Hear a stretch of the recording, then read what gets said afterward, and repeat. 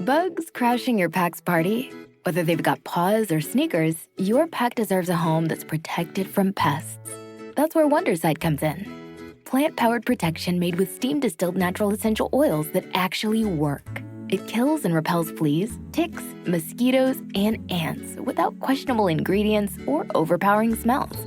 Safe to use around kids and pets when used as directed. Lab-proven to work fast. And proudly made in the USA. We offer sprays for pets, people, homes, and yards. Plus, spot-on treatments, collars, and even shampoos. Whatever your pack needs, we've got it covered. Founded by a pet parent looking for a better way to protect her dog Luna, Wondercide's now protected over 21 million lives and counting. You might have even seen us on Shark Tank. Go to Wondercide.com and use code WONDER20 for 20% off your first order. That's WONDER20 at Wondercide.com. Wondercide. Protect your pack with plant-powered Wondercide today. Looking for a smarter choice for dental implants? Meet the Contact Dental Implant System from Biotech Dental. Trusted by clinicians across Europe and now available in the US. With a single prosthetic connection, streamlined surgical kits, and seamless digital workflows, Contact makes every step easier. It's clinically proven, intuitively designed, and surprisingly affordable. See for yourself why more dentists are switching to Biotech Dental's Contact System. Visit biotechdental.com today to learn more. That's biotechdental.com.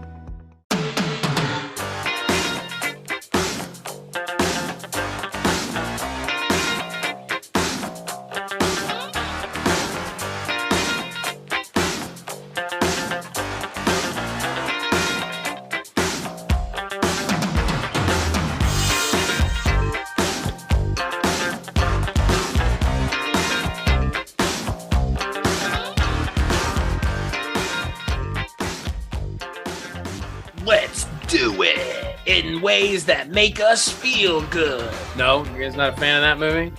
What movie? Not Walk the Line. Walk Hard. Walk Hard. Oh shit! I've been meaning to watch that again. I haven't seen it since I saw it in the theater. Oh, that's a good movie. It's no Buckaroo Banzai. But Jack White as Elvis was fucking brilliant. Yeah, but you know who's better? Peter Weller as a scientist slash rock star slash race car driver slash all around world superhero. Yeah. I mean, you know, when kids read comic books, they're like, I want to be Iron Man. I want to be, you know, Thor. And it's like, no, I want to be Buckaroo Banzai. Like, Buckaroo Banzai is cool, right? I mean, he dresses cool. He's a cool guy. Cool. He is cool. Yeah. He's a cool character. And with a name like Buckaroo Banzai, I mean, Jesus Christ almighty. I mean, he's not the one out of the gate, man. For a guy named Buckaroo, he's not the one wearing the cowboy outfit. That's fair. So on this episode of the Kulturecast, I'm joined by my good friends, Trevor Gumbel of the On Seagal podcast. Come quietly or there will be trouble. Or Goldblum. Or both. Or Goldblum. I like that. Oh, my God. And all the way from parts unknown, your friend and mine, Dustin Bonesaw McGraw. Wherever you go. There you are. Oh, my God. So on this episode of the Kulturecast, we're going to be talking about one of my favorite movies, which makes this kind of problematic. We're going to be talking about The Adventures of Buckaroo Banzai Across the Eighth Dimension.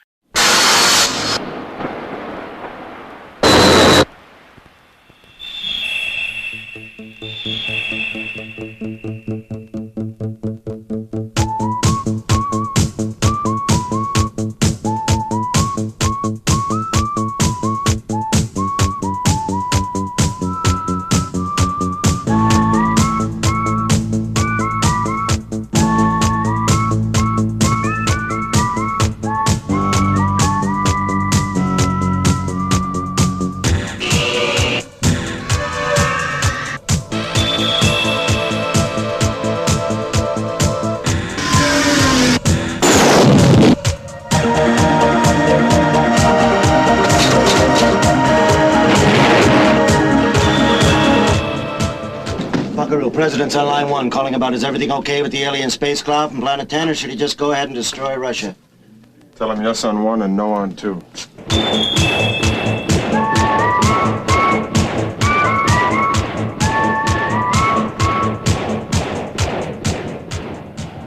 Which was yes, to destroy Russia, or number 2?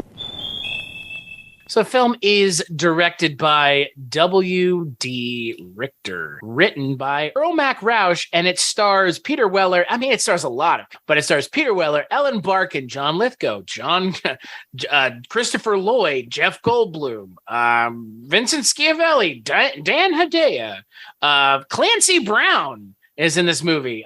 There's a lot of people. And what is this movie about? Yeah. It's all of it. Yeah. It's there. It is. Okay. Before we talk about the movie, let me explain the plot. So Buckaroo Banzai, played by Peter Weller, is half Japanese, half American. He is also a rock star, come scientist, come smart man, ?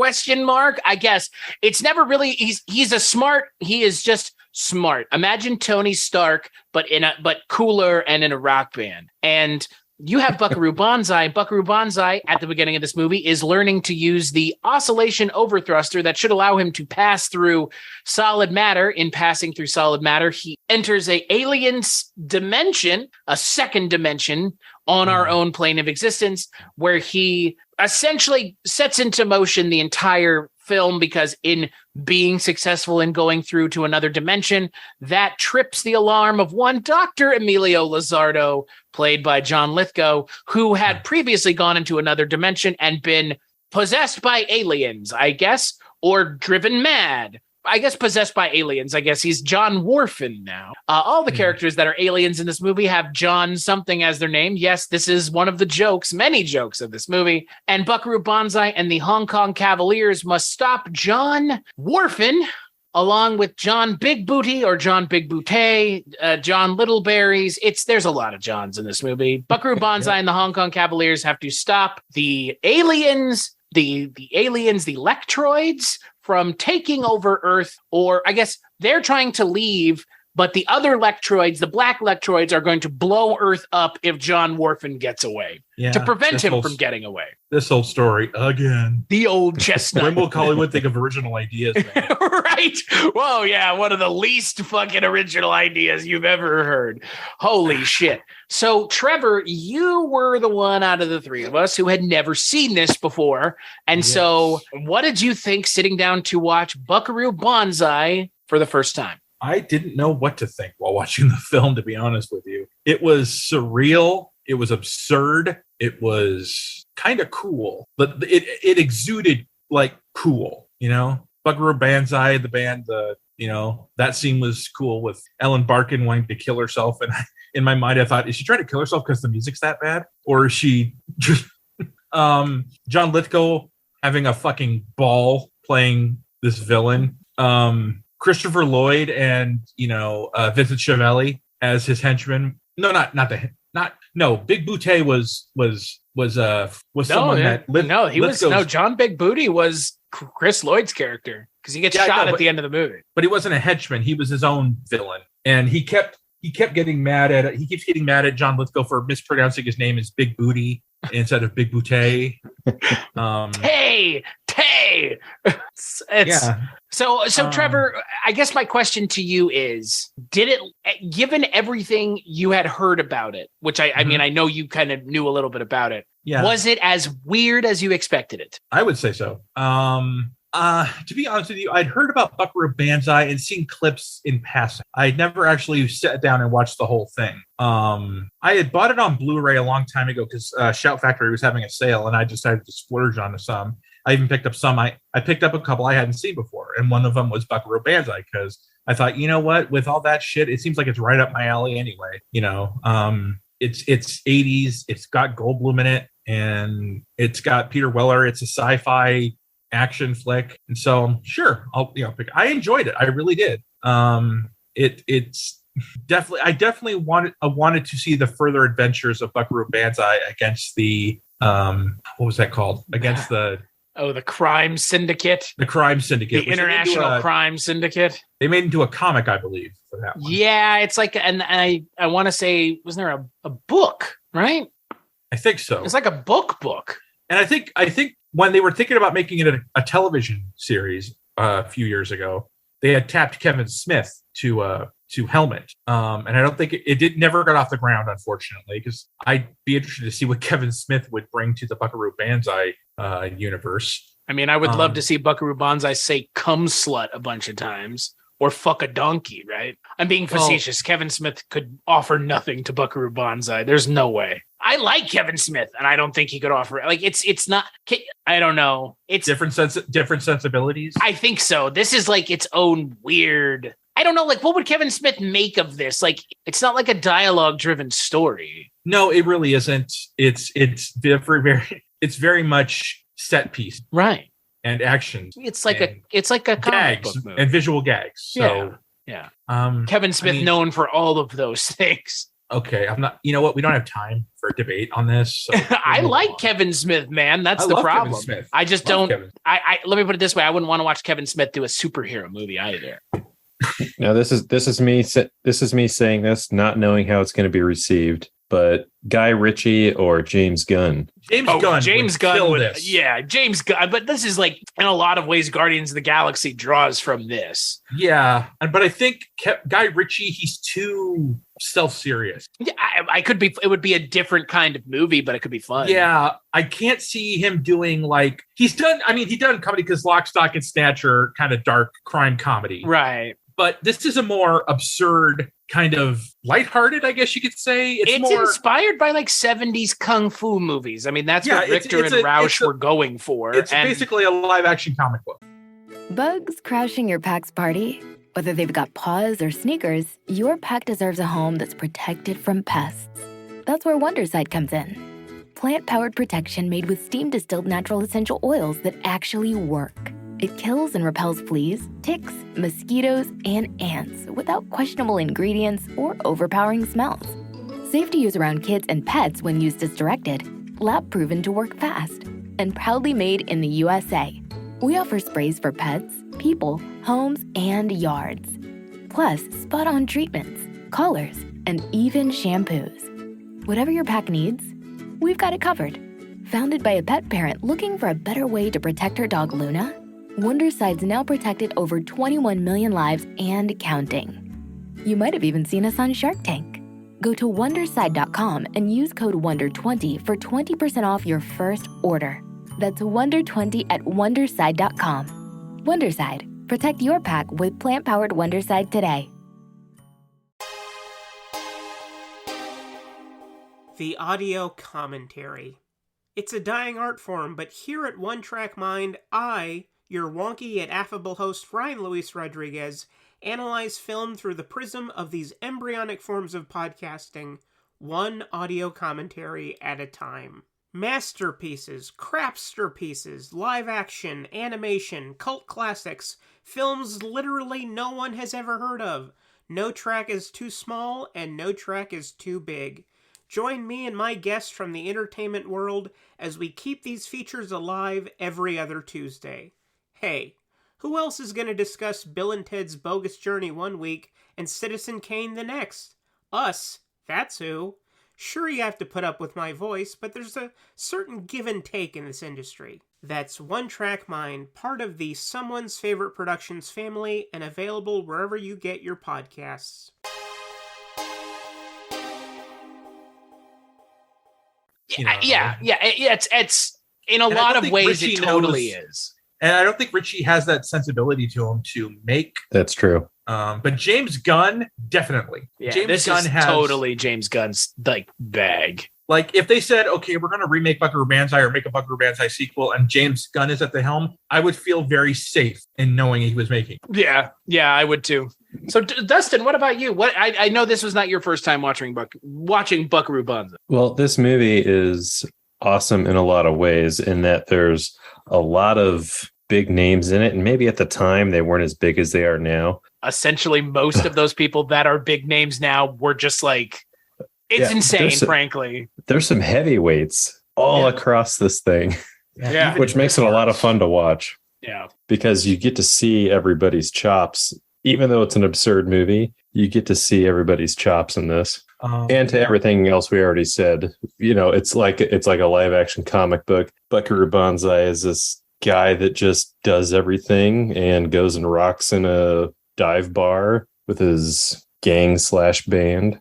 Right. And did you guys notice who the orderly was when John Lithgow escapes? Who plays the orderly? Yeah, fucking Jonathan Banks. Banks from Breaking Bad and Better Call Saul. Man, he only has the one scene, but I was like, oh shit, that's Jonathan Banks. This is awesome. I love Jonathan Banks. It has a ton. Like, this movie has a ton of people in it. Yeah, it's kind of insane, right? Plus, I love how the movie just kind of starts like you're just in the day in the life of Buckaroo Banzai and the Hong Kong Cavaliers. It just starts and you're in it. There's no real buildup of characters. You figure it out as you go. It's explained in essentially a crawl at the beginning, like very Star Wars-esque, but the crawl is fucking insane.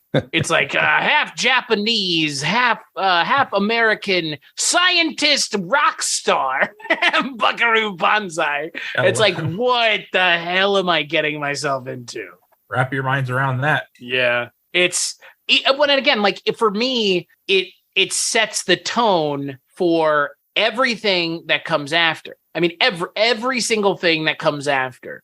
So the opening title crawl is Buckaroo Banzai, born to an American mother and a Japanese father, thus began his life as he was destined to live it, going in several directions at once.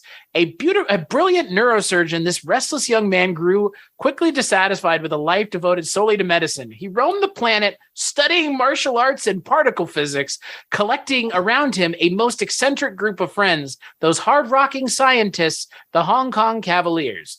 And now, with his astounding jet car ready for a bold assault on the dimensional barrier, Buckaroo Banzai faces the greatest challenge of his turbulent life. While above Earth, an alien spacecraft keeps a nervous watch on Team Banzai's every move.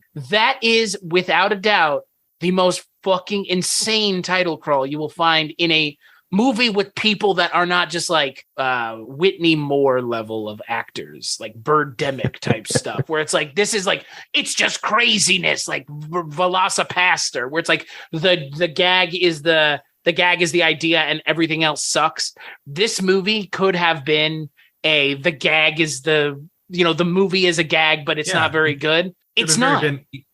It's a good movie. It could have gone the sci-fi asylum cheap movie route. And I mean, and there were plenty of these kinds of movies in the 80s. I mean, low budget 80s sci-fi movies were a dime a dozen. But, the thing about this movie is it's so obviously, I don't know. It's so obviously a movie that, like, we've said this before on this show, maybe not the three of us, but we've definitely said it before, where it's like, you know what? This is they made the movie that they wanted to make. Yeah. And you know what? There is no way, shape, or form that you could convince me that this is not the movie they wanted to make. Right. Well, I can't imagine anything that happens in the film to be anything of studio notes. Like, what studio would put a note saying, yeah, put that part in. Right. It is very much what the writer and director wanted it to be. And but the thing is, like, at the time, people were kind of mixed. Pauline Kael and Vincent Canby liked the movie, which is kind of surprising. I mean, those are the two big critics of note at the time, and especially Kael. If you got a recommendation from Kael, you were set. Right. So, but again, the complaints always, and my complaints with this movie, before I talk about how much I love it, because I do want to get out in front of it immediately. This movie is very hard to follow. And I don't think it's intentionally hard to follow, but by virtue of the story that they're telling, interdimensional stuff is kind of strange.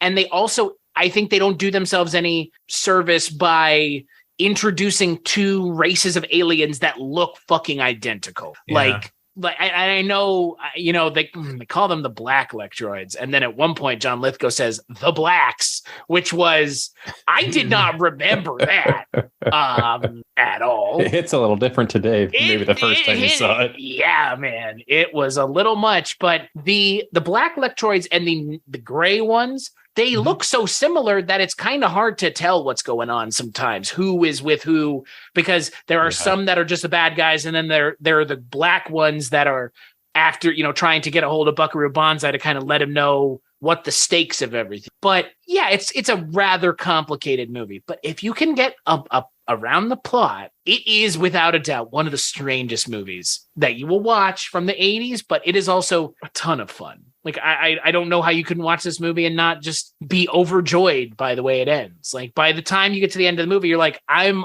fully on board with this. Was there a sequel? There's not a sequel. We'll talk about it. But it's like you said, Trevor, like by the end of the movie, you're completely on board. If you buy into this movie pretty early on, by the end of the movie, you're like, this is one of the great sci-fi movies of the 80s. It is. I know that might be controversial, but like, please tell, like, there are plenty of movies that came out in the 80s, like, you know, that nobody gives two shits about. But then there are these select sci-fi movies from the 80s that people rally around. Blade Runner, Escape from New York, The Last Starfighter, Bill and Ted.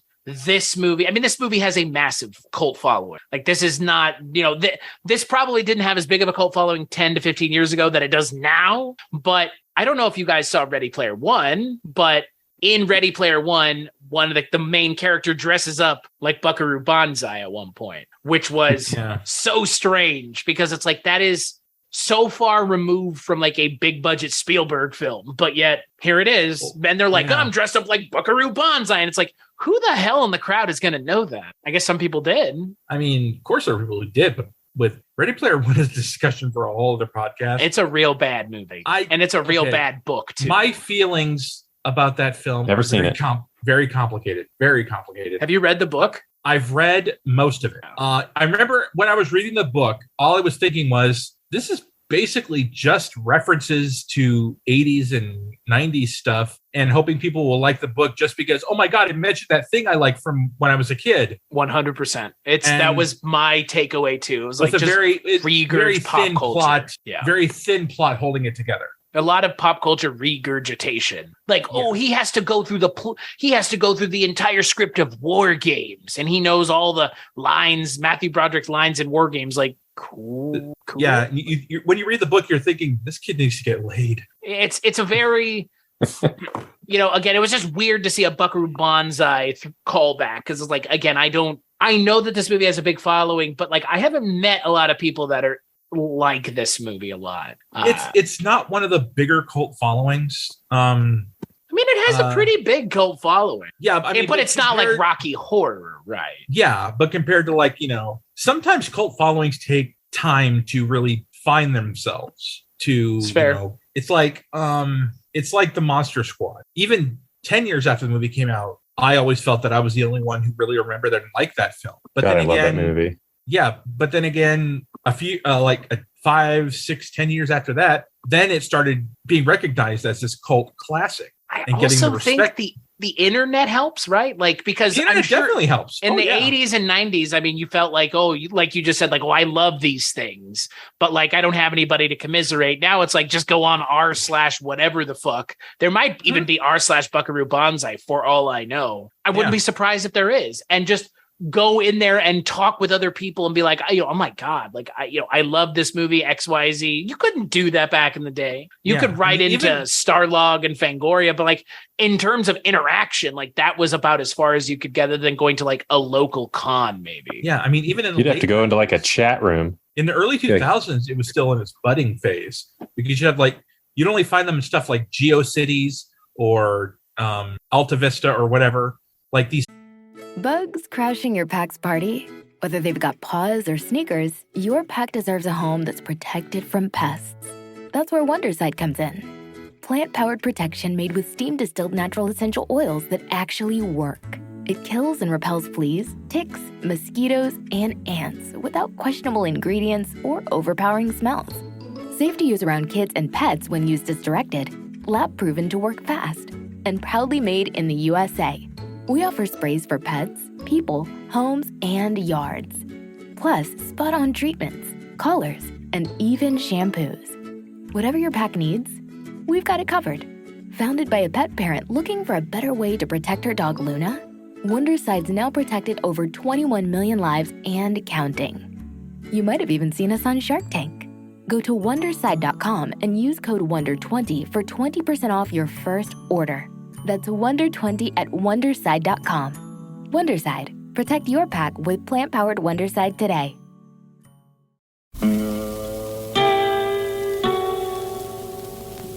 Hello, filthy movie lovers. My name is Gentry Austin. And I'm Casey Scott. And we're the hosts of the Sin Syndicate, film podcast for something weirdos, anti-criterion bros, and Joseph Sarno aficionados. Join us semi-weekly as we peer into the adults-only theaters and sticky-floored cinemas of the golden age of sexploitation, when the morals were loose, the laws were murky, and the intercourse was all simulated. Find us now on the Someone's Favorite Productions podcast network.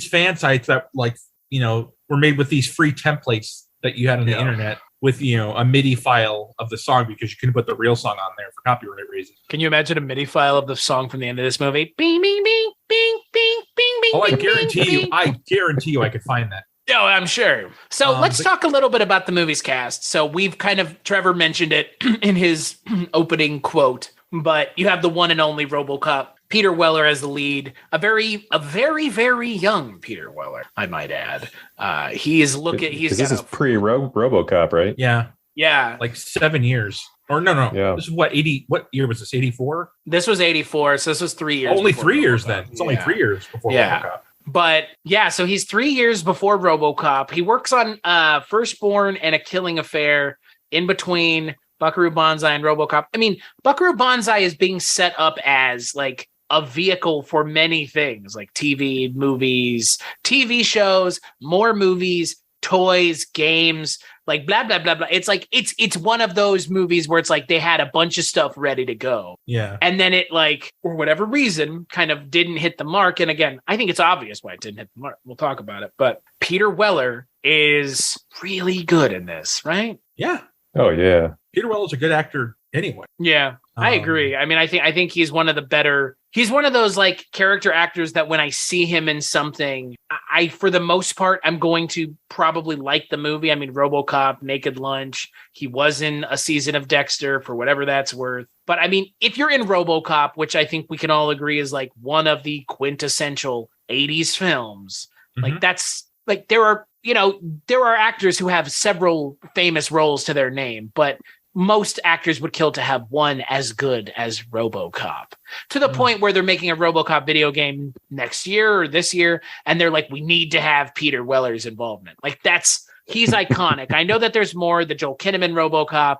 And then I think Trevor, Burke, Robert John Burke, I believe, for RoboCop 3 and the RoboCop TV series, but Peter Weller, right? Like a really convincing, charismatic lead, which is not saying RoboCop's not that, but it's asking something different of Peter Weller. Yeah. I mean, this is asking Peter Weller to be the coolest motherfucker on the planet. Yeah, really. There's a suaveness to him, but a badassness to him.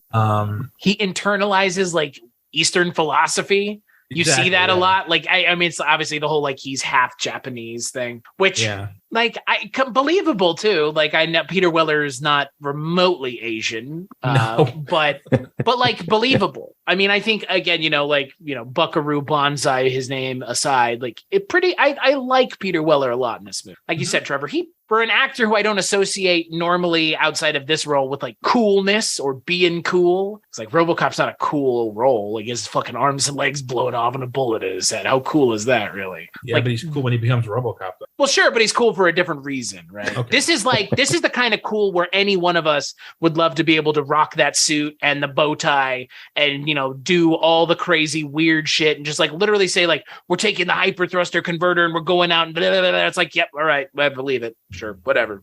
Like he sells this movie 100%. Even his gang is cool, Well, I mean, good God. When you have the character actors in this movie with him, like that's the other thing. Like Peter Weller being in this movie by himself would be good enough, but but this one has you got Jeff Goldblum, Lewis Smith, Clancy Brown. I mean, those are the big ones. You have and Jeff Goldblum.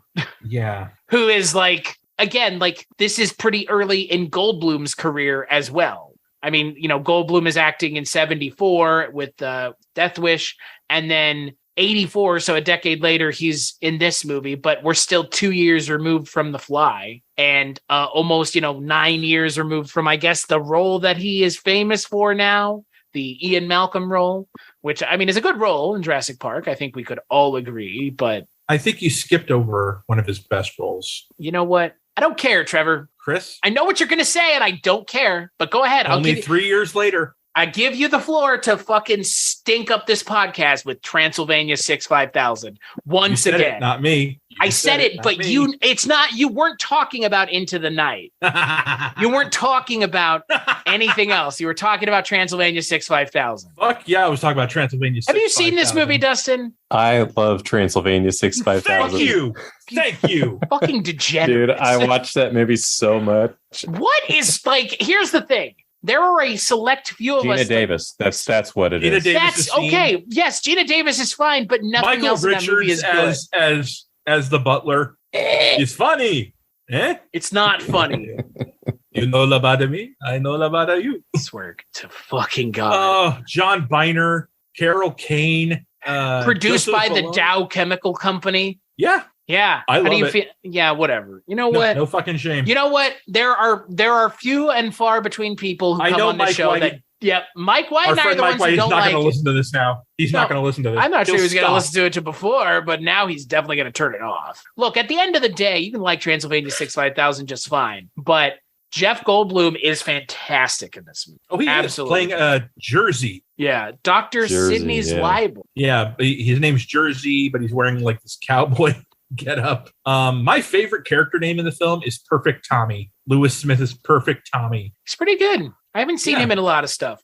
He's one of those actors where, oh yeah, that's that guy. He's one of the, it's that guy actors. Like I've seen him in a bunch of things. They never really register at the time, but when you see him in other things, you're like, oh yeah, he played that guy at that movie. What about famous that guy actor Christopher Lloyd? Do you consider him a that guy actor, really? I mean, for a lot of people, he probably is. I kind of always Brown. But again, like you're making an assumption, Trevor, that there are people now who care about Back to the Future. I do. You do. There's a whole generation of kids who are not going to watch Back to the Future. Well, they got the Broadway musical coming next year. Oh my God. Why is that a thing? Jeez, Louisiana. It was a big hit in London. So, well, Christopher Lloyd is also in the soon coming Spirit Halloween, the movie. Yep. Based off of the shopping experience, Spirit Halloween. Yeah. Along with Rachel Lee Cook. Yeah. I love Christopher Lloyd, right? No, I do. I love him. Yeah, he's a great actor. One of my favorites. Great. He was one of my childhood favorites was Camp Nowhere. Have you ever seen that movie? Sounds familiar. He plays this washed up actor, these kids talking to becoming their camp counselor when they rent out a camp for summer because they don't want to go to the camps their parents sent them to. So they trick their parents into giving them money for these fake camps they set up. And basically they have their own summer camp where they buy lots of junk food, toys, to be honest with you, I don't know how much money the parents gave all the kids that are at this Camp Nowhere to afford all that shit, but the 90s must have been a real profitable decade. I mean, remember Blank Check? That kid had like $1 million and he built a fucking roller coaster. That's another movie. Or was that Richie Rich? No. That was Blank Check. That was another movie that 14-year-old Trevor really, really loved. And 42-year-old Trevor now sees as problematic, especially the scene at the end where Karen Duffy gives him a full-on kiss on the lips at the end. Well, wait a couple years. Isn't that what she said? Which, to be honest with you, 14-year-old me would have loved to have had happen. But that's inappropriate, sir. Yes. Yeah, I didn't say it wasn't. Christopher Lloyd is in one of my favorites, Suburban Commando. I was frozen today.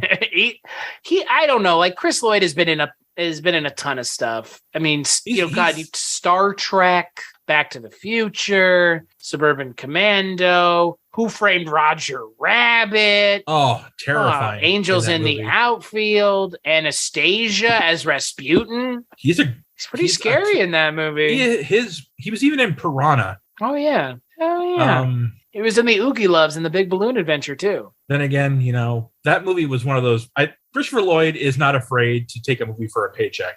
Let's just say that. Nothing wrong with that. He never half-asses it. It was an interactive film, Trevor. We did an episode on it. It was great. Goofy, Toofy, pick up your pants. Do you like bubbles? I mean, that's the most embarrassing Carrie Elwes role in that movie is Carrie Elwes. My God, sir. What have they didn't pay you enough from Saw? Tony Braxton did Unbreak My Heart not make enough money for you? Chaz Palminteri. Talk about a weird movie. Ooh. Jamie Presley, Cloris Leachman. Have you heard of this movie, Dustin? I don't know if I have. I think it has the record for the lowest per screen average of any movie ever. More so than that Hayden Christensen movie where he plays like a pizza maker. Don't remember. You know what I'm talking about? It's like Hayden Christensen and Emma Roberts, but it's like a Romeo and Juliet story told with in Canada's Little Italy. And they're like two separate pizza houses. This sounds fake, right? But this is totally Hold on. I'll look it up. A friend of mine's wife did like a rewrite on the script. Are you serious? Yeah, I'm serious. Oh, God. What the hell's it called? Bugs crashing your pack's party?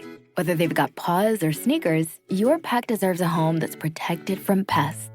That's where Wondercide comes in. Plant-powered protection made with steam-distilled natural essential oils that actually work. It kills and repels fleas, ticks, mosquitoes, and ants without questionable ingredients or overpowering smells. Safe to use around kids and pets when used as directed. Lab-proven to work fast. And proudly made in the USA. We offer sprays for pets, people, homes, and yards.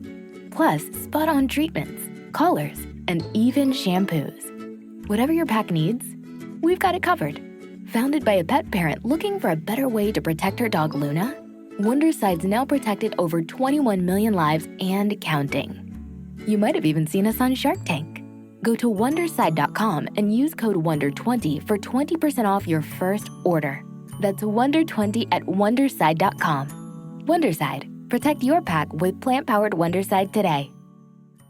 Like I think it's just called Little Italy. Yeah. Little Italy. Yeah. Doesn't that sound good? Oh my God! Dustin? And this fucking poster. Oh yeah, with like a very old Hayden Christensen and a very young Emma Roberts. They make him look younger in this poster. I think to make it look less creepy. He not only killed he didn't only kill younglings, he fucked younglings apparently. Wow. Too far? Man. Too soon? So the other person I want to talk about, you kind of already mentioned him, Trevor, is John Lithgow. Yes. Mr. Dustin, what do you think of John Lithgow in this movie? He killed it. I don't know what accent he was trying to do. Supposed to be Italian. But it was great. Supposed to be Italian. That's what because he says like a arrivederci and shit all the time. Sure, let's go with Italian. I mean, Lizardo sounds vague. It ends in an O. Emilio Lizardo. Hey, Lizardo. I'm Emilio Lizardo. I mean, that's what he does. I mean, it is a unhinged performance. Oh, you got that right. Oh yeah, 110% effort. Yeah. That's what John Lithgow does. Right. And that's the thing. 110%. Like, that's the thing. You know, I talked about Dexter already. Like, he's the best part of that show other than Michael C. Hall. That fourth season with John Lithgow is amazing because it's John Lithgow. Like, that show could have ended at that fourth season and been perfect, more or less. But yeah, that John Lithgow season, I mean, there's a reason he got nominated and won the Emmy. There's a reason everybody talks about the fourth season of that. The first and the fourth season of that show are the seasons to watch. And that's because John Lithgow's performance in that fourth season is just fucking terrifying. And he gets away with it in the end. Like, he gets away in the end. Like, he gets away, doesn't get away, but he gets away with it, which makes it, like, that much more dastardly of a villain. And he just, I don't know, John Lithgow. And then John Lithgow's in Shrek. So there you go. Like, what can't he do? You got to have pep. Well, that's what's cool about this movie is, like, with Goldblum, you get Goldblum. With Lithgow, you get Lithgow. Yeah. There's no limiters on their performances in these movies. Yeah. You cast two of the most 110% out there, give it all actors. You're going to get something to remember because I've never seen a John Lithgow performance where he does not give his John Lithgow to it. I mean, this guy is stage trained, film. He's an actor of like incredible. He's an actor with a capital A. Yeah. He is a actor. An actor's act. And he does so well mixing genres. He can do a comedy. Well, of course he did a comedy because Third Rock from the Sun was like a hit. And that was that was a great show. And brilliant. But he also he played the angry preacher in Footloose. Or Raising Cain, he plays a killer. And again, in Dexter, he plays like the best serial killer. Like, he essentially is just playing BTK, but he does such a good job, like you don't care. Yeah, I've never seen Dexter, but I might just that watch season the is season. The fourth season is definitely worth watching solely for John Lithgow. I mean, holy shit, his I mean, look, say what you will about some of the jokes in Shrek and how they've aged. John Lithgow, if you watch Shrek, he's still amazing. Like, I mean, everybody in that movie is amazing, obviously, but John Lithgow as Lord Farquaad is just, he, like you said, Trevor, he really is one of those actors where it's like, I don't think I've seen him in anything that I don't like him. Like everything I've seen him in, and it's a wide array of things. Shrek, Daddy's Home 2. You remember that? Holy shit. When he played like Will Ferrell's Will Ferrell's dad, and Mel Gibson played Mark Wahlberg's dad. But like he like that role is so weird because it's like kind of playing not against type, but it's like a really nebbish father figure who's kind of like a pushover, but it totally works. And like John Lithgow is convincing as hell. And that's the thing about him. Like, I think when I think about John Lithgow, it's just an ability to really just like embody whatever role he's in. Like, they're just like, John, we're going to give you this script. And just like, we know that you've got it. He's like, all right. Yeah. To quote a very famous saying today, he understood the assignment. Yeah. Oh, yeah. Yep. Yeah. And that's the thing. Like, you need people in this movie who are going to just be like, okay, whatever. Like, this is just fucking strange. I don't even get this, but like, I'm here. I know what the tone of this is, and I'm going to have a good time. And like, that's like half of the battle with these kinds of movies is getting everybody on board for what we're doing, because there are points in this movie where, I mean, things are happening in this movie that I think are kind of even hard to explain in a lot of ways. Like, they're at the beginning, John Lithgow's like sticking like Brillo pads on his face and zapping himself to have a flashback that's given no explanation. I mean, there's like all this like insanity happening, and it's never explained, actually, which I think is like the most admirable part of it. Yeah. And I think that's one of the successes of this movie is like, to be a little on the nose. This movie, instead of crashing into the wall, decides to go through it. It just doesn't care. Like, like Trevor, you and I have talked about this before, where movies like explain the shit out of stuff. This movie doesn't explain anything. Like, basically, this movie's like, fuck your exposition. Yeah, like, you want exposition? Look elsewhere. Yeah, we're because when I was watching the film, like you said, I was very confused. Like, there were it was kind of hard to follow what was going on, but I just said, you know what, fuck it. This is the first time I've watched it where I feel like I genuinely understood what was going on. Well, it's a movie you probably should watch a couple times to kind of really understand, because so much shit happened. Yes. Within a span of, this movie's not very long. It's 102 minutes, but it's like chock full of just stuff. Yeah. And it keeps coming at you. I mean, it throws so much at you that you'd be forgiven if you couldn't get all of it. It's visually like a Where's Waldo thing, where you find something new in it every time you look at it. Totally. It was just one of those films that I guess people just weren't ready for. Well, I think that's what I don't understand. Like, we talked about Howard the Duck, okay? Howard the Duck came out, like 3 years after this? Howard the Duck came out in 87? 2 years. 2 years. 2 years? Like, honestly, this and Howard the Duck, very similar. Like, tonal cousins. Because, like, what is explained in Howard the Duck? Nothing. They're like aliens, yeah. And then Jeffrey Jones can just eat nuclear energy. Sure. Like, whatever. Like, it's not... I know that for some people, that will be a problem. But for me, and clearly for y'all, at least with this movie, it's like, you know what? Sometimes I don't need you to tell me every single fucking thing that happens. Maybe it's just we are different breeds of film watchers. It's an expectation thing, really. The majority of moviegoers are not like us. The majority of Trevor. Trevor's becoming an elitist very quick here. No, I don't mean it that way. I mean most people aren't like me, you know. No. It's just that I like the coming from you, Trevor. It's not offensive. That have an appreciation for this type of absurdity is probably very small. I think the amount of money that this movie made when it came out speaks fucking volumes to that. I mean, it kind of flopped, and by kind of flopped, I mean it did. And you know what? The movie called it shot at the end. It's like, International Crime Syndicate coming soon. It's like, don't dark universe yourself like that. To what Trevor was saying, I think a lot of people go to movies like expecting like, okay, blow me away. Right. And then when things happen that aren't explained, like there's a line that Buckaroo says, "You remind me of somebody." And the gal he's talking to, was she beautiful? Yeah, she was Queen of the Netherlands. Right. And it's then on to the next thing. And like, I think he's being serious. Right? I don't think he's joking. I assume he's being serious. But like, what is that story? Like, tell me that. Like, tell me that's a throwaway line. Like, how did I think that happen? frustrates some people. Right? Like, they get hung up on it. Yeah. You just got to take it for what it is. Well, can you imagine if this movie came out today? You'd have all these like, Buckaroo Banzai, ending explained. And it's like, oh God. Right? 101 things wrong with Buckaroo Banzai across the 8th dimension. 10 things you missed in Buckaroo Banzai. Right. It's like this the movie hidden Easter eggs of right. Buckaroo It's like, Banzai. holy shit. Like there's so much going on in this movie around every turn. Black Lectroids, red Lectroids, the Banzai University, the Blue Blazer Irregulars, the Yo-Yo-Dyne propulsion systems, the Orson Welles broadcast that's brought in randomly, which I think is kind of like ultimately one of my favorite things about the movie is they like ground it in a real event. Like, and then they had to hypnotize Orson Welles. Like, what? Like, what the fuck are you talking about, Jeff Goldblum? To piggyback on everything you just said, if you're struggling finding a name for your fantasy football team, watch this movie. It's chock full of available mashup Yo-Yo-Dyne propulsion systems, which almost sounds like Cyberdyne. Right? Can we talk about? I just remember this. Can we talk about how this influenced Back to the Future? Oh, was that truck at the beginning like the car looks?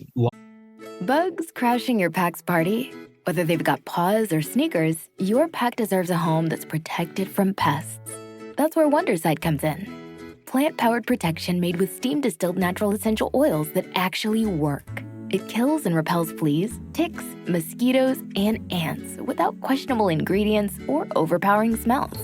Safe to use around kids and pets when used as directed. Lab-proven to work fast. And proudly made in the USA. We offer sprays for pets, people, homes, and yards.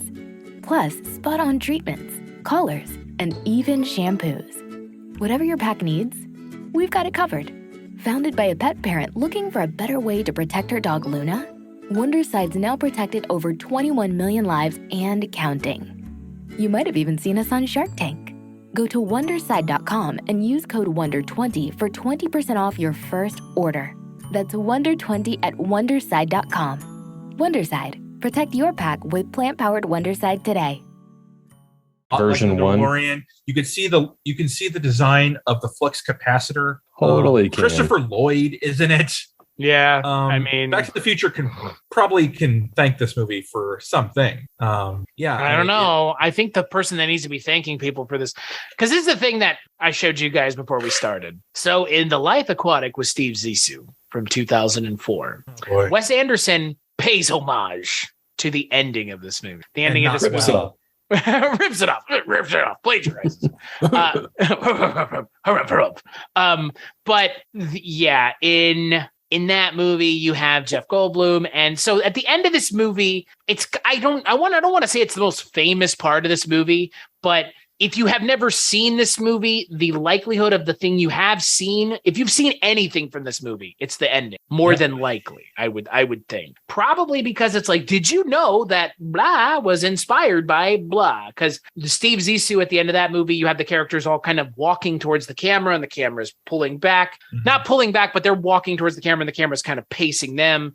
And the same thing happens in Buckaroo Banzai, but it's in the LA River. And you first kind of see a rope go over the top of the drainage ditch, and then they kind of all walk down. And the main group of the Hong Kong Cavaliers are there, and then the rest of the cast kind of shows up, including characters that have died, which I think is kind of neat. And Wes Anderson actually apes that in Life Aquatic, because Owen Wilson's character shows up in that scene, and he's dead. But that was a little much for me.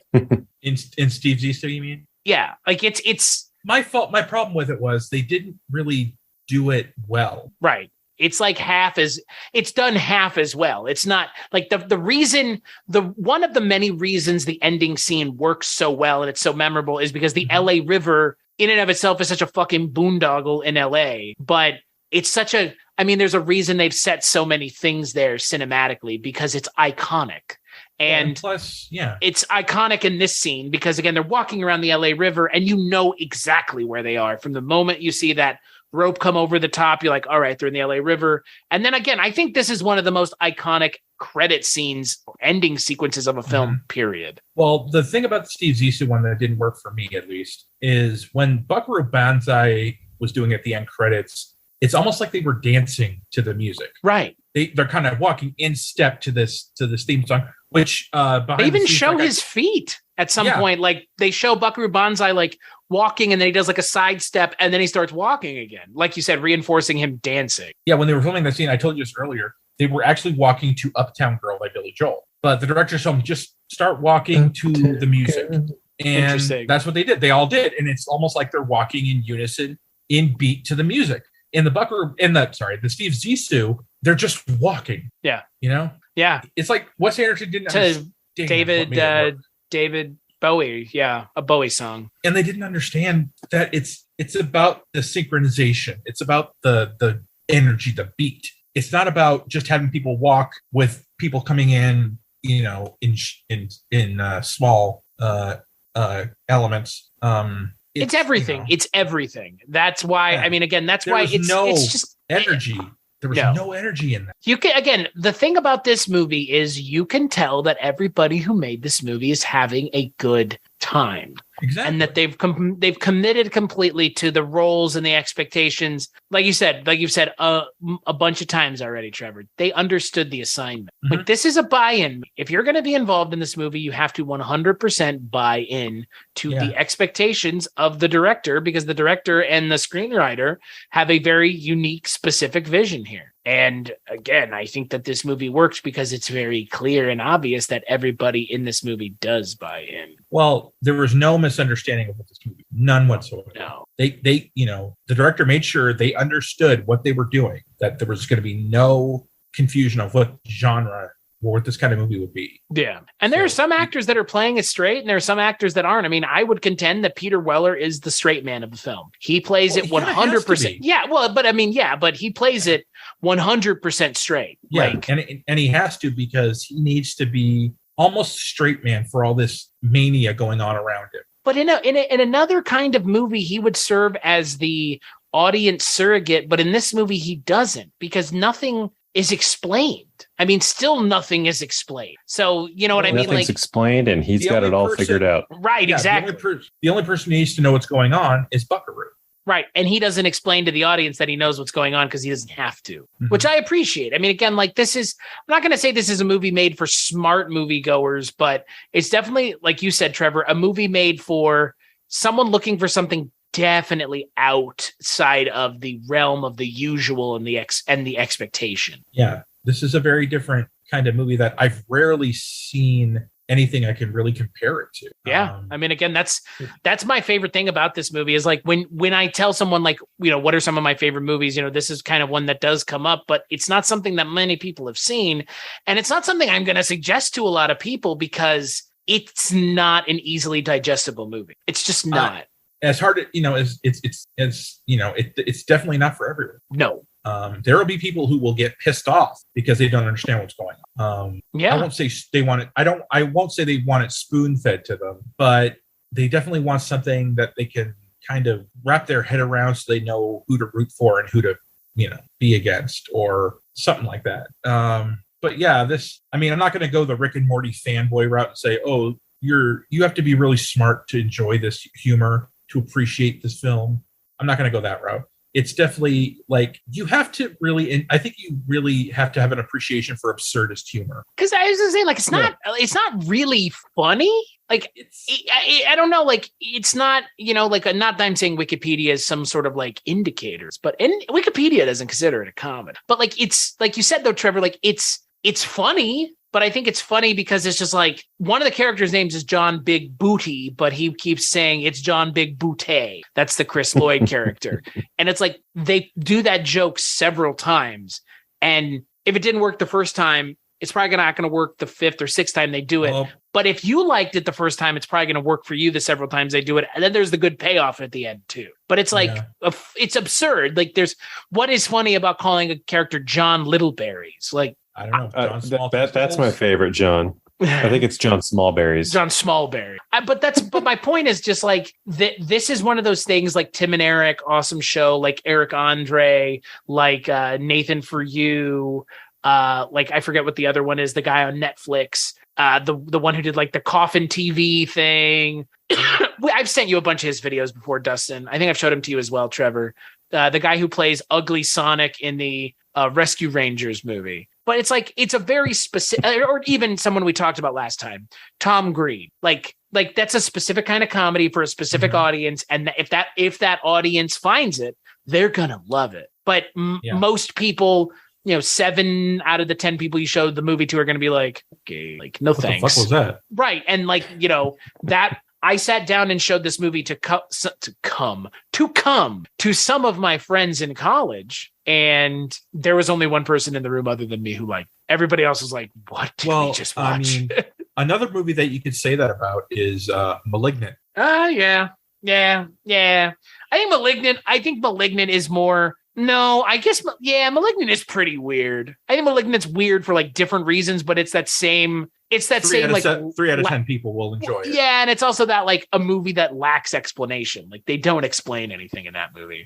They don't really have to watch that yet. If you explain it, I think it kind of ruins it. Yeah, we don't. And you know what? Since you haven't seen it, Dustin, I'm not going to ruin it. It's worth watching. Like I saw it in the theater, and oh my god, I left the theater with a huge ass smile on my face. I don't know how I didn't suggest it to you because it's fucking insane. This is a studio movie. This is distributed by 20th Century Fox. Malignant is a studio movie as well. And it was distributed in, like Trevor said, in theaters. And it's just it's maybe not as insane as Buckaroo Banzai, but it's insane for different reasons. Similar movie things, but also like, I can't believe this movie got made. And there will be times in this movie that you think you know what's happening or where it's going, and you'll be totally dead fucking wrong. Yeah, it's pretty nuts. It's great. And with Buckaroo Banzai, it's kind of the same thing. I mean, it ends up kind of tidying itself up in a very nice bow. I feel like the climax of this movie is very lackluster. Mm-hmm. They just, Buckaroo and John Parker get ejected from the spaceship, and then they just blow them up. And that, that's fine. But I don't know. I feel like Dr. Emilio Lizardo deserved more. I mean, I think he deserved a redemption. I don't know about that. He supposedly hit. Oh, you mean the doctor himself? Yes. Bugs crashing your pack's party? Whether they've got paws or sneakers, your pack deserves a home that's protected from pests. That's where Wondercide comes in. Plant-powered protection made with steam-distilled natural essential oils that actually work. It kills and repels fleas, ticks, mosquitoes, and ants without questionable ingredients or overpowering smells. Safe to use around kids and pets when used as directed. Lab proven to work fast. And proudly made in the USA. We offer sprays for pets, people, homes, and yards. Plus, spot-on treatments, collars, and even shampoos. Whatever your pack needs, we've got it covered. Founded by a pet parent looking for a better way to protect her dog Luna, Wondercide's now protected over 21 million lives and counting. You might have even seen us on Shark Tank. Go to Wondercide.com and use code WONDER20 for 20% off your first order. That's WONDER20 at Wondercide.com. Wondercide. Protect your pack with plant-powered Wondercide today. Doctor himself deserved to be free of the Dr. John Whorfin. Well, yeah, I agree. Because they show footage, because this was a project they were both working on.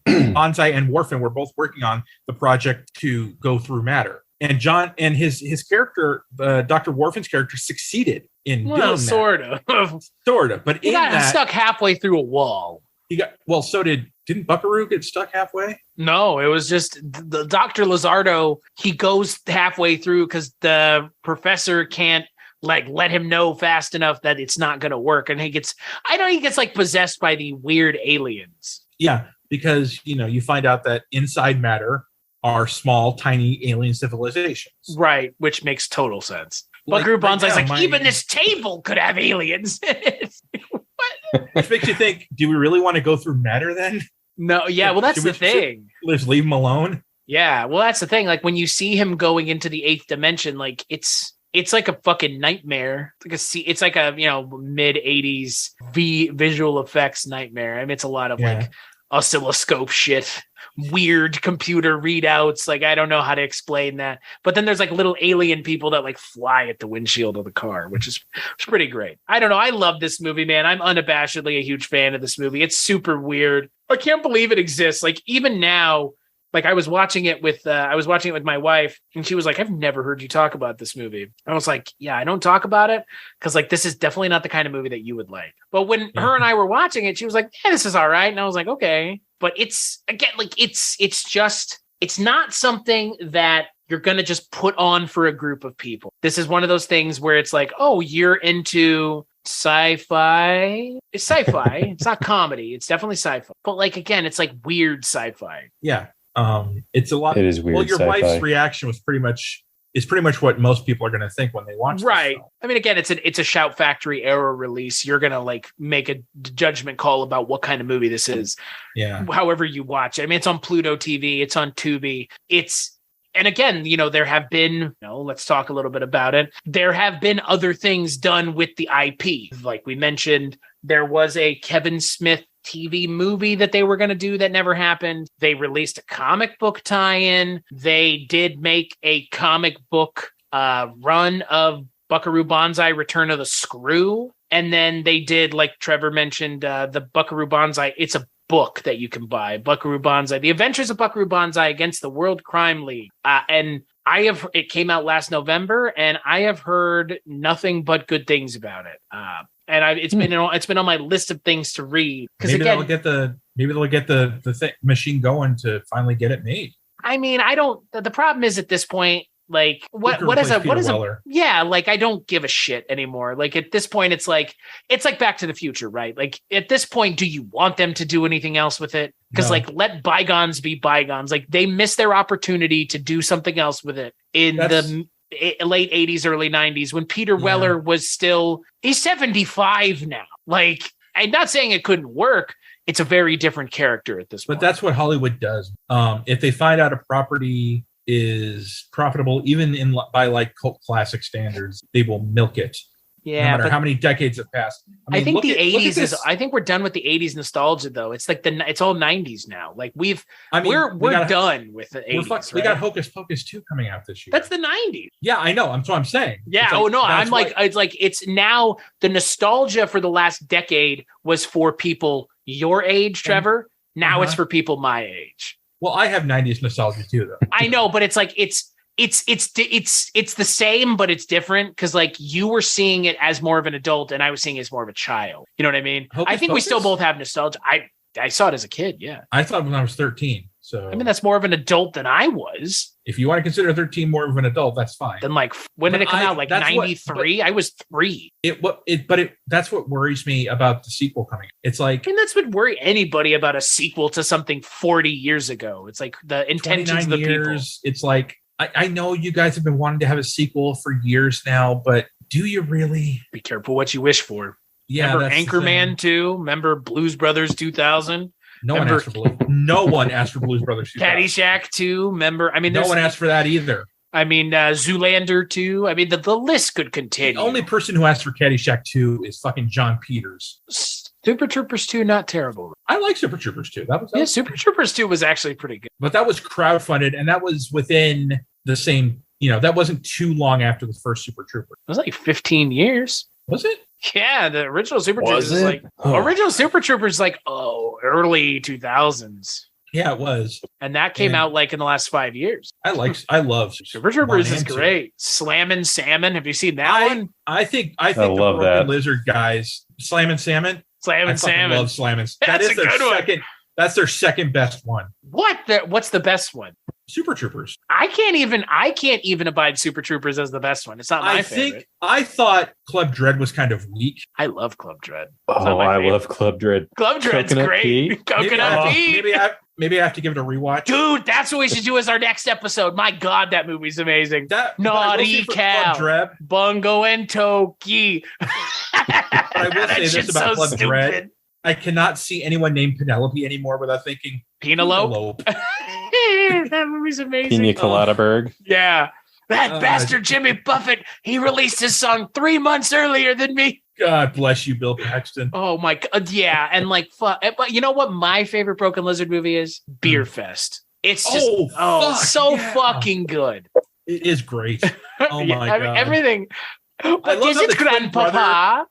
I love how the twin brother says, let's just treat me like my brother. Don't mention anything else. Oh my God. That I will like what a strange joke to be in that movie. But it like don't mention anything about me or my brother. Just recognize you as my brother. I quote that movie so often. Fucking hey, look what I found inside. A rat's fetus. Oh my God.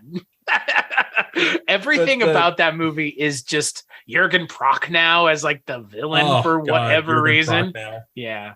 No, the Broken Lizard dudes are hilarious. The Das Boot joke. Right. In the film. Like the Broken Lizard guys. You know that Super Troopers 2 definitely was better than a lot of their contemporary comedy. I mean, it wasn't sequels. as good, but it was still pretty damn funny. I mean, Anchorman 2 was really bad. Zoolander 2 was. I've never seen it. Boy, it's hard to watch. Extremely transphobic, especially Benedict Cumberbatch's cameo. Oh my God, I don't even remember that. Yeah, apparently it really pissed off the transgender community, and I can see why. It's pretty offensive.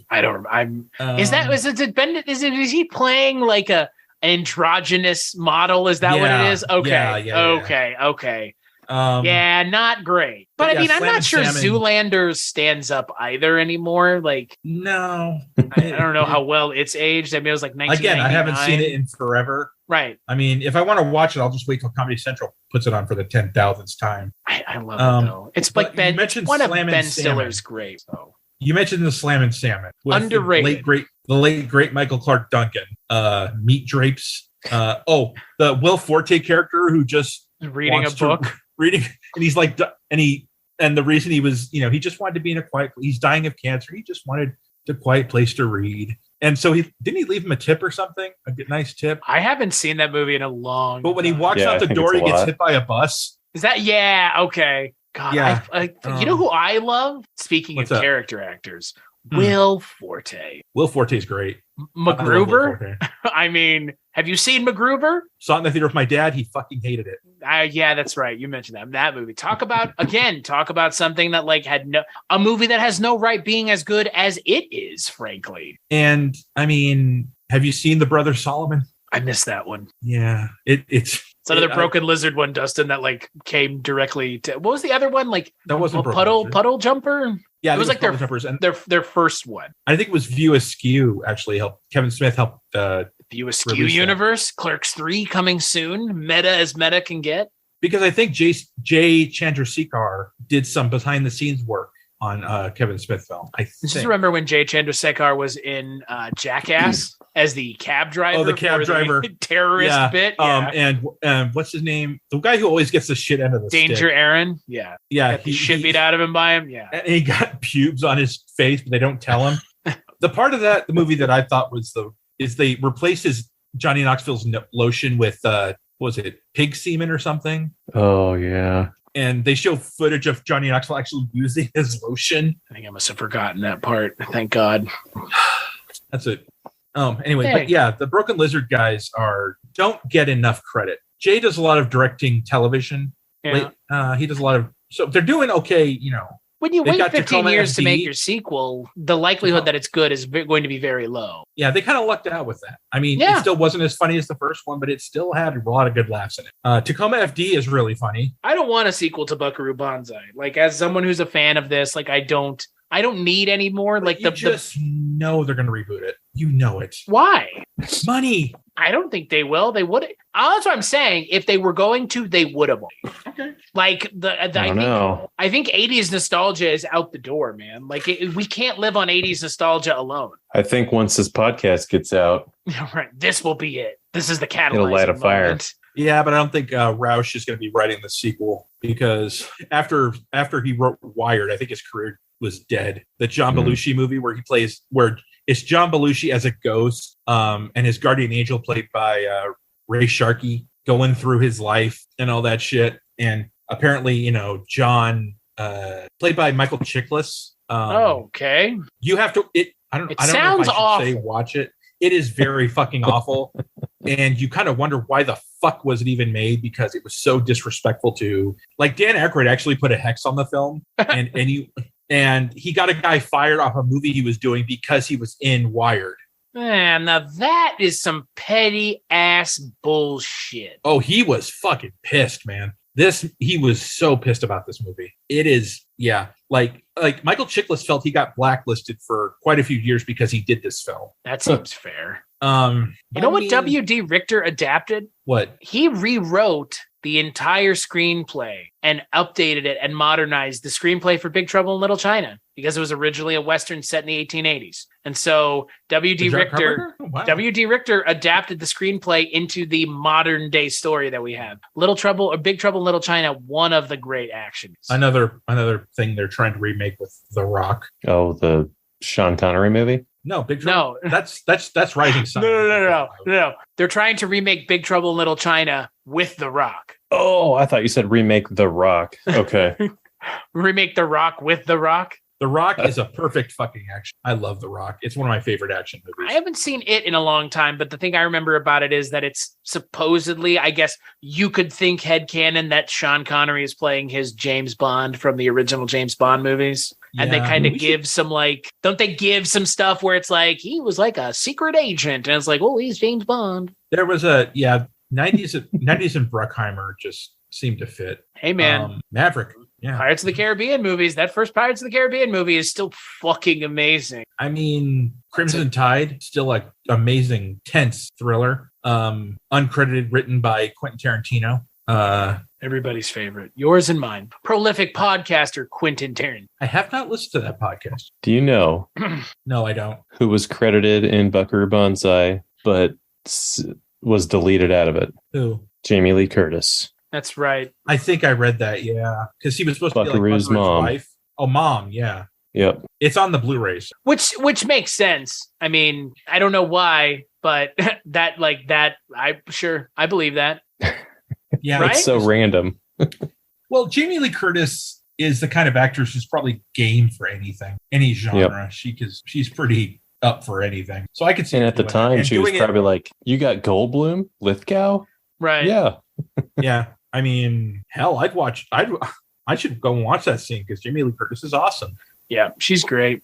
And again, I said I don't want to like suggest this movie to a lot of people, but at the same time, like the thing about this movie that I do love is introducing it to the right people. And Trevor, obviously you were one of those people. And I'm glad that you enjoyed this movie because I wasn't necessarily, quote, worried, unquote, but there's a lot going on. And there's a lot that's very much just lantern is hung on it or not even. Sometimes things just happen. And, okay, sure, they're going through dimensions. And sure, Dr. Lizardo is now possessed by aliens. And sure, the Hong Kong Cavaliers are just playing in a nightclub where the long lost sister, the identical sister of Buckaroo Banzai's, I guess, girlfriend is just crying in the club. Like there's things that happen given no explanation, but like we've kind of been talking about. And if you're kind of on the fence about watching this movie, I think the best thing to do would be just to watch it a couple times. Because you're not going to get it. I mean, I love this movie, and even I didn't get it the first couple times I watched it. And it's not like there's like some sort of deep philosophical statement in this movie. It's just that the plot's fucking confusing. Yeah, it's a bit of a mind twist movie. Well, they don't do themselves any favors because they keep introducing stuff essentially right up until the last 10 minutes of the movie. And I was like, what the good God in heaven? Like you're still going. I think they knew this movie was only going to be accessible to a certain group, and they just wanted to focus on that group. They weren't trying to be a mass appeal film thing. Well, I mean, again, it's, in my mind, what this movie really is it's like Indiana Jones. It is a film inspired by a lot of other things that is being mashed into this one thing. I just don't think Earl Mac Rauch is as talented a screenwriter as Steven Spielberg and George Lucas are. And I'm not saying George Lucas is like God among screenwriters, but I think what this, and again, if you want me to be critical of this movie, which I'm more than happy to be, even of things I fucking love, this movie is way too complicated. But that's what I like about it. Like, I like that it's kind of weird and hard to approach and really inapproachable, but like, I wouldn't change anything. Like, I could say like, well, we could take this, and this out, and maybe it would make sense. But then it's like, well, you've taken those things out. And like, now I need to explain a whole nother raft of things that don't make any sense now because you've left these other things out. And I feel like I feel like at some point you start taking too much out of this movie and it loses how weird it is. And what makes it this movie. It's a Jenga puzzle. You take one thing out, the whole thing could tumble. There's a lot going on here. And again, there's things you can't take out because if you take them out, like less of the movie even makes sense in a movie where very little already is given any explanation. And oh, by the way, you know what this movie opened up against? Do tell. Star Trek 3, The Search for Spock, Indiana Jones and the Temple of Doom, and Ghostbusters. Oh wow! This movie was fucking put that bolt gun up to its head and shoot it before it can even come out. That was a suicide mission, man. But here's the thing: nobody knew at the time Ghostbusters was going to be what it is. We could be talking about Ghostbusters the way people talk about Buckaroo Banzai. Realistically, like true. If that movie had been made the way Aykroyd wanted it, we would be talking about Ghostbusters. Oh yeah, Aykroyd. I fucking love Aykroyd. Psychotic levels of in-depth weirdness that he would have brought to that.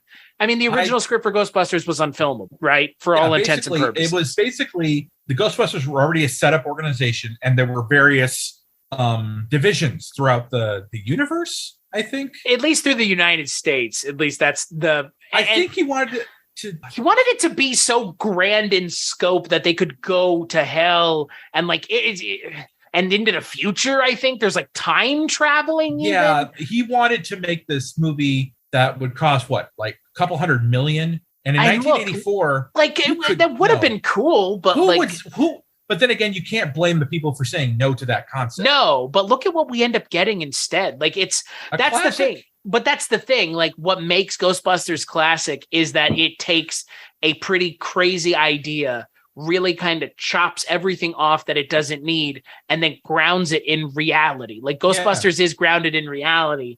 This movie just forgoes that completely. It's like, I don't care what your expectations are here. I'm not going to satisfy those expectations. I'm going to satisfy my own expectations, being that of the director and the screenwriter. You're right, because if Ghostbusters had the same plot, it could have been Buckaroo Banzai. Mm-hmm. Oh yeah, like it's a very narrow line. I don't think it wouldn't have had a cult following, because that sounds like a cult film, like what Aykroyd was pitching there. Sounds like a movie that would appeal to very, very few people. But we're talking the 80s here. They were all about money. Studio wanted something, extremely marketable. So, and like we were saying about this, like they had toys and, comics and all these things planned. And then it's like, never mind. Yeah. Which is a shame. You put all your eggs in one basket. Yeah. I mean, again, it's a good concept. I think they just it's like anything else. We've talked about this recently a lot. Like they put too much. They just put too much, just way too much. Because like you've got so much, you have characters dressed up in like I don't know, like kind of like zoot suit Rat Pack attire, then dudes dressed up like cowboys. Then it's like there's so much going on. Yeah, there's so much going on all the time. It's like, man, you literally put every idea from your 300-page essential Buckaroo Banzai kind of style guide that they were writing together. They put like everything they could into this movie, which is fine. Like you only get to make this kind of movie once, so go ape shit, I guess. And they did. Well, they really did. What you have to do. I mean, you might only get one chance at doing this, so fuck it, go all out. Yeah, and they did, and that is, I think, ultimately why I love this movie. Is would there be things I could change about this movie? Yes, but I don't want to, because that's what makes like the problems with this movie are the positives in a lot of ways. Yeah, it's weird. But cult movies are weird. It's the weirdo kids sitting alone in the lunchroom at high school that only a few people can really talk to and relate to. Or it could be the anime girl who works at who goes to your school and has this small group of friends who appreciate her weirdness. All I know is no matter where you go, there you are. It's pretty good words to live by, Mr. Buckaroo Banzai, as they would say. So, Dustin, final thoughts on Buckaroo Banzai Across the Eighth Dimension? Well, it's hard to put it into like a final thought because of its complexity and everything it throws at you and everything that this movie has. But if you're wanting to try to understand the movie, I would put it to you like this. Drink yourself sober with this movie, meaning if you're going to enjoy it, you just got to keep drinking it in. Don't stop and try to figure it out. Wait till it's over and then think about it and watch it again. The other thought I want to say is, I know you said you don't want to see a sequel, but it is fun to think about what a reboot would be like. Like, who would be Buckaroo? Chris Pratt. First person that comes to mind is Chris Pratt. You're sick, sir. You're fucking sick. Listen to first person that comes to my mind, Keanu Reeves. Keanu, right? Like, got that whole samurai like is it like an older Buckaroo Banzai? Could be if you're thinking younger. Yeah. Ooh, yeah. I don't know. I don't know. I don't know any young actors, right? What a bunch of fucking old people we are. Who are the young newcomers? I was gonna say Ryan Reynolds, but he's got too much of that. He's glib personality that Buckaroo definitely isn't. I think Keanu is a pretty good one. Yeah, I like Keanu. Yeah. He also has the hair. And then I think you got to put like Batista in there somewhere. He's just funny. Make Batista the villain. There you go. He's proven he's a good actor. Do you guys John Smallberries? Right. Do you guys not ask yourselves what the watermelon was doing in that one scene? You guys see that was a great moment. Right? There's just a watermelon between two pressure plates. Goldblum, what's that watermelon doing there? I'll tell you later.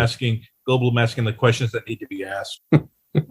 So on the Buckaroo Banzai frequently asked questions, the two most asked questions have been answered by W.D. Richter. W.D. Richter's answer to what the watermelon is what you see in the critical stress lab is a revolutionary watermelon capable of withstanding impact pressures of 300,000 pounds per square inch. Sweet, juicy, and vitamin-packed, this remarkable fruit can be dropped from bomb bays of low-flying aircraft into the backyards of disenfranchised villagers in the remotest backwaters of this angry planet. Just another Team Banzai effort to cut through all the unnecessary crap around us and help people help themselves. Look for high-impact, low-cholesterol eggs next, and sooner than you think, shatterproof whole wheat taco shells. Okay, but wouldn't the watermelon be hard to cut into? No, because it's a knife. They're talking about just like pressure. I don't know. Trevor, why do you got to ruin that? That was a good explanation. Was that not a good explanation? Okay, how many rubber bands would it take for that watermelon to explode? That was the question I was hoping you would ask. And so, I think they should, if they do a sequel, they should definitely answer that question. Right. What was the Buckaroo Banzai and what was that watermelon? It's just the name of the movie. Throughout the film, just cut back to the watermelon at times with just sitting there, rubber bands around it, just seeing how much pressure it can take. So Trevor, what are your final thoughts on Buckaroo Banzai?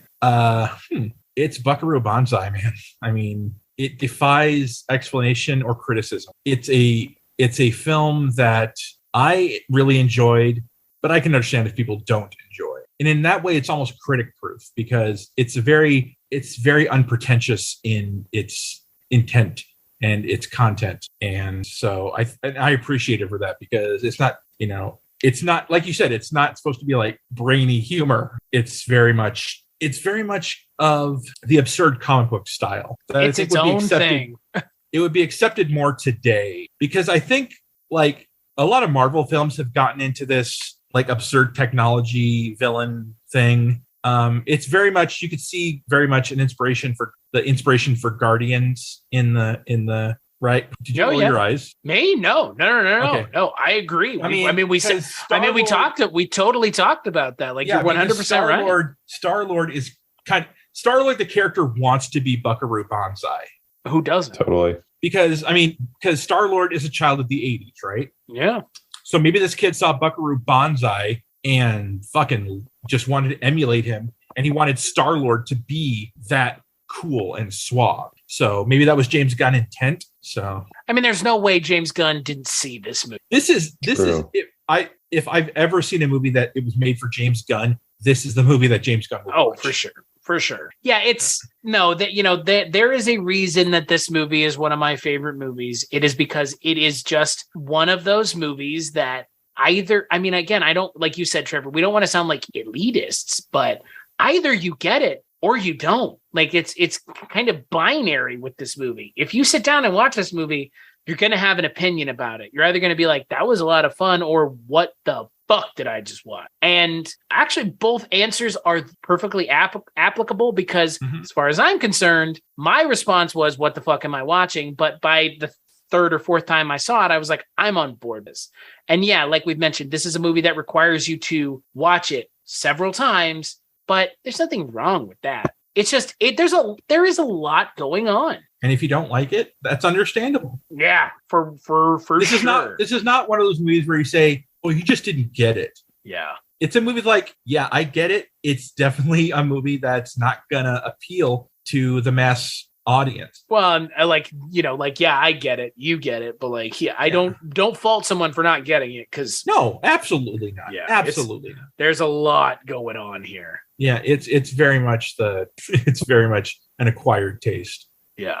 Like a fine wine, it gets better with it. I mean, I'm glad that this film has found its audience. I'm glad that people are into this movie. I'm glad that this movie has a comic book and a movie, and I'm glad. I am, because again, like, I love this movie so much, and I'm glad that other people feel the same way. I'm kind of glad this movie's cult following is as small as it is, because if it was bigger, we'd probably get over merchandise to hell. Yeah. Like, you'd see Buckaroo Banzai shirts in Hot Topic. Fucking Spirit would be selling costumes and shit like that. So this movie is just cult enough to stay a little bit under the radar. Yeah, I agree. I 100% agree. It's like Fringe. I mean, it's a cult movie, but it's Fringe mainstream. Yeah, it's not cult like Hocus Pocus or Rocky Horror or anything that's like very mainstream. Or The Room.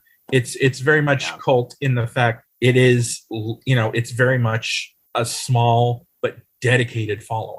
Yeah, for sure. So until the next time we talk about something, and I don't even know what we're talking, where can people find you, Trevor? Twitter, Bad Vertigo. You can also find me on the On Seagal podcast with my lovely co-host Chris, and you can also find me at Kulturecast, as you are listening right now. And you can find me recently on the Projection Booth podcast talking about Star Trek The Motion Picture. Hey. Projection Booth. What about you, Dustin? Do you want to plug anything?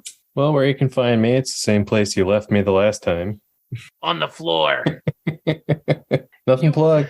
Nothing to plug. As for me, you can find me over on the internet at cstachiw.com, cstachiw.com. That's my link tree. Go there for all the things that I work on, like Trevor mentioned on Seagal, all kinds of stuff. As for this show, Kulturecast.com, patreon.com/Kulturecast if you want to interact monetarily, but all you got to do is listen and like and rate and review on iTunes. That's it.